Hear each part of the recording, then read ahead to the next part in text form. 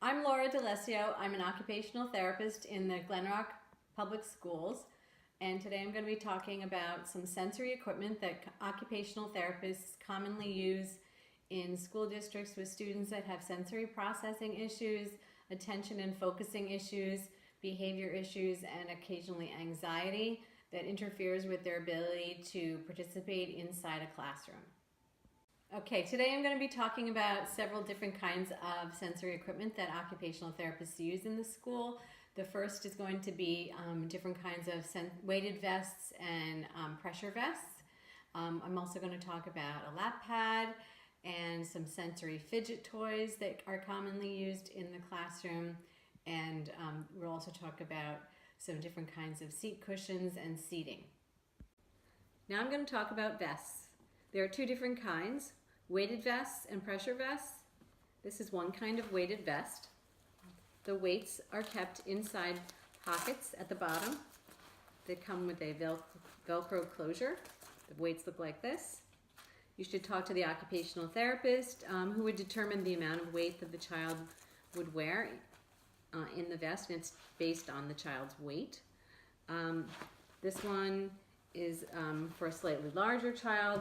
This one was made for a young child in our preschool class who her grandmother sewed this for her. It's a weighted vest with a Care Bear theme, and she really enjoyed wearing it. And then the next type of vest, this is called a pressure vest. We call it a hug vest because it has a stretchy kind of material, and the goal is when you put this on the child to put it on so that it is snug and so that the child feels pressure around their torso as well as over their shoulders. So these parts are all Velcro closures. So they're very much individual for the child, and you want to, again, make sure that when you put it on, it's put on snugly, not loosely. The last type of pressure garment is Under Armour, believe it or not.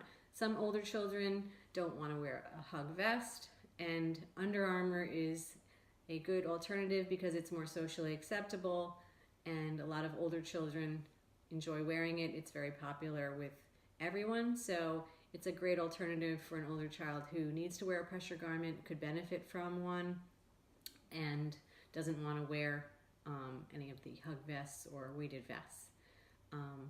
Again, you want to talk to an occupational therapist before you would prescribe that.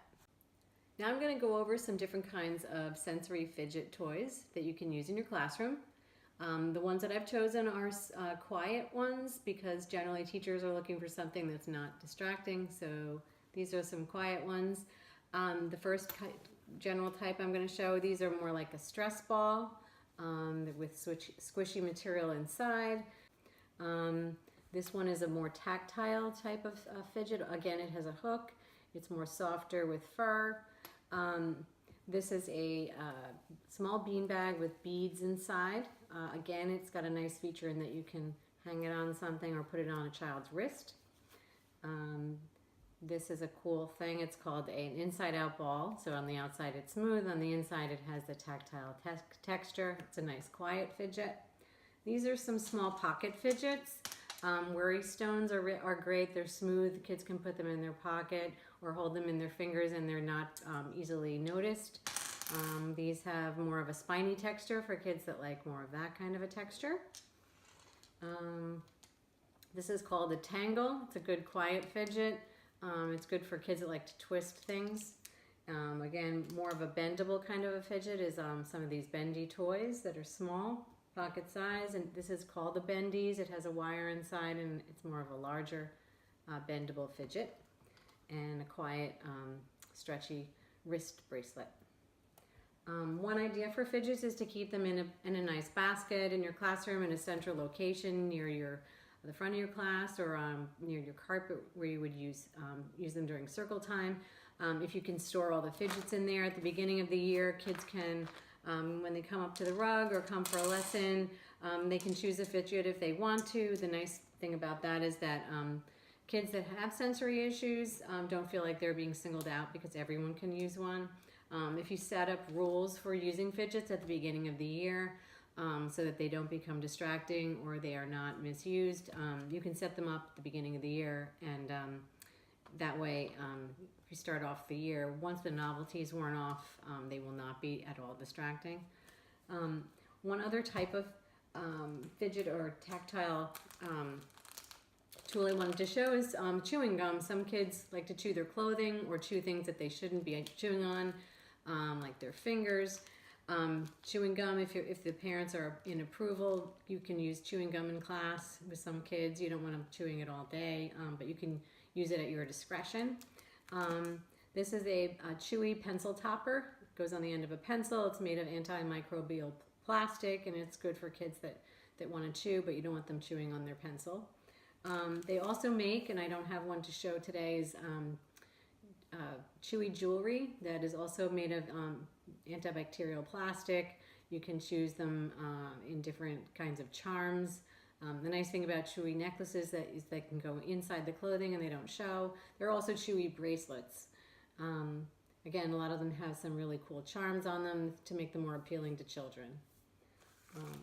And that's it.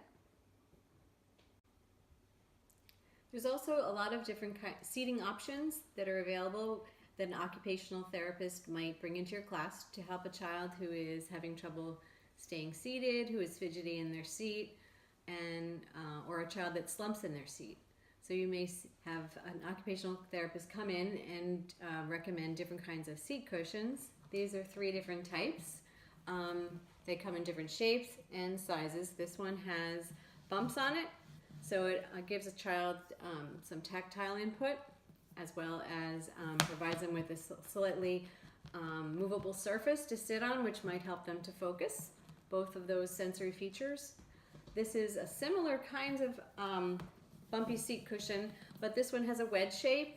You put it on the chair with the angle going forward, so when the child slightly angles the child forward onto their feet when they're sitting. It can be a very grounding kind of a cushion because it angles the child forward onto their feet. It also has air in it, and like the other ones do, so that there's a slightly movable surface. This one is just a flat cushion, but it again is inflated and can help a child who needs to move and wiggle while they're sitting. Other seating options. This is called a wobble stool. It comes in different sizes. This one's for a small child, but they come in sizes for elementary grade level students. This one's for a preschooler. As you can see, when the child's sitting on the seat here, it actually rocks and moves around, which can be a great option for helping kids stay focused. There's no back on it, so they really have to use their muscles to stay awake and alert so that they don't tip over. So it helps to keep them focused. Another seating option that I don't have here to show today is called a ball chair.